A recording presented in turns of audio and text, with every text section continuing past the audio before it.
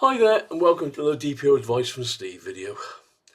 Today we're covering the tricky area of recordings, whether audio, visual, video, online, face-to-face, by telephone and whoever's doing the recording. This applies to most sectors where things may be recorded, so GP practice, local authorities, schools, companies, private individuals. And I'm talking about here about England and Wales law. If you want other law, then please look elsewhere.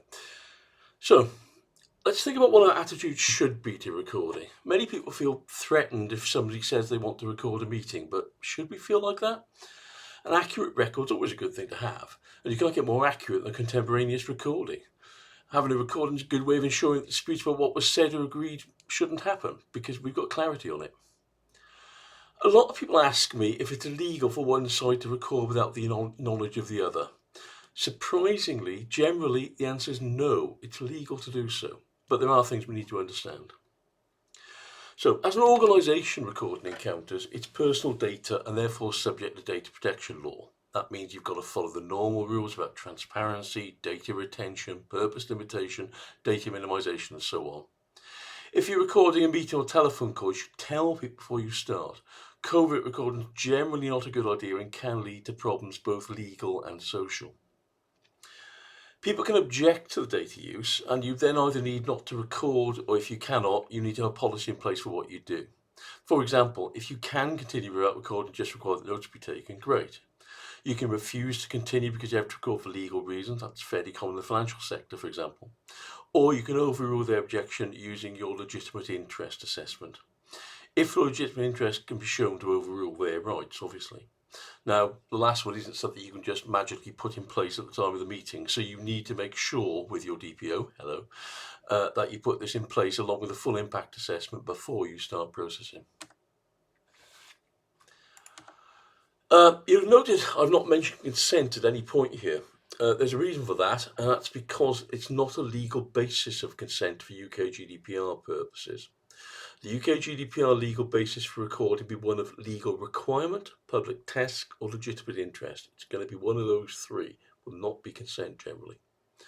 Consent to record is important in the telecommunications law. There's a lot about it in there, but for legitimate business purposes or public sector purposes, it's not a key consideration. So we've covered how the organisation can record things, but what about the customer, the pupil, the parent, the patient? Can they record too? The answer again is yes. They're not subject to the same constraint of data protection law as long as they use it only for their personal and domestic purposes. If they use steps outside that personal domestic limitation, such as they publish it online, use it to harass people or send it to news media outlets, then they'll be committing an offence under data protection law. What about covert recordings by the customer, parent, pupil, patient? What about where we've said we don't want them to record? Well, it's still legal, as long as they remain within that personal domestic exemption mentioned previously, unless some other law provides a basis not to record.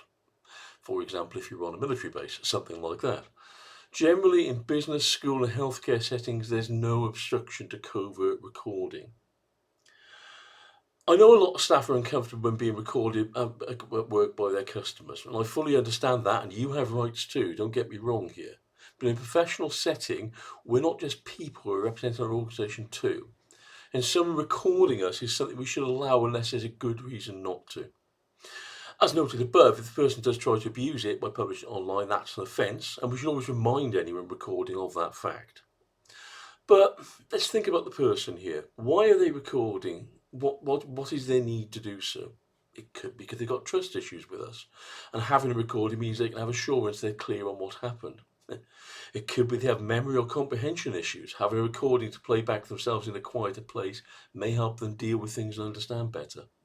Let's never start from the point of a recording is trying to hurt us, but consider it as a recording lets us all recall what really happened. So that's it on recordings. As usual, if you're a customer of us and have issues with recording or any other data protection matters, drop us a line or give us a call. We don't charge for usage on our DPO contracts, they're all fixed price. If you're not a customer, drop us a line at sales@excathedral.solutions to talk about becoming one. Thanks for listening. Bye-bye now.